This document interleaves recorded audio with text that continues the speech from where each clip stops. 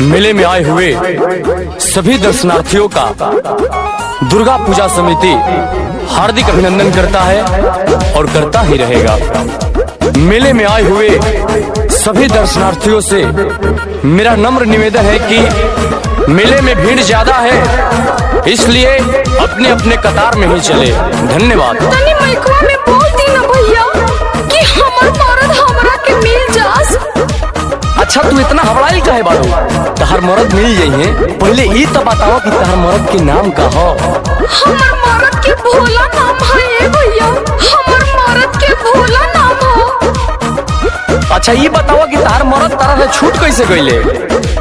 हमने के छोला खात रही जा, ओजे से कहां तो चल गईले भैया। अच्छा हम माइक में बोल देता नहीं। कदी ही लाउंस हमरा सैया के बुलवा दी,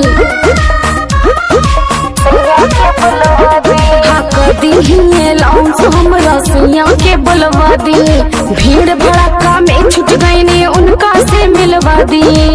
भोला तोहर में हरी भुलाइल बिया, मेला घूमे में जाहू बहाइल बिया, हो देवी पंडाल भी आइल बिया, ले जाए भोला तेराइल बिया।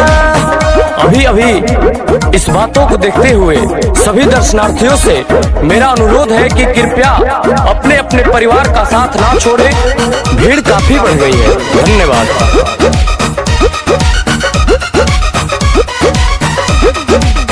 बोल दी कि प्रेम नगर हुए हमर गाँव, कही दी कि फूल कुमारी हमर नाव, कही दी कि फूल कुमारी हमर नाव। होके पिया कदे अपन नाव बतावे, अधवे जिलेबी लेके सीधा चुबावे। देखे हमरा देखल बोल घरे कैसे जाई, माइक में कह दो हमरा दुल्हा से जल्दी आई।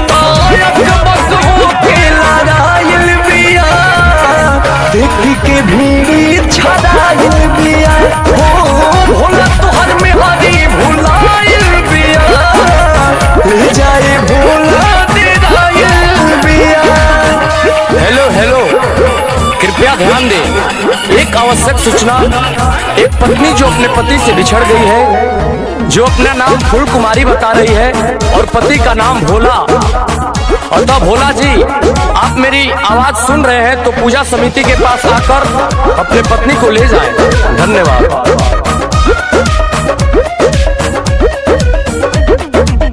छोलवा खिया के गईले उनका ना बुझाए, रही गईनी हम तो ही में अझुराइल, रही गईनी हम तो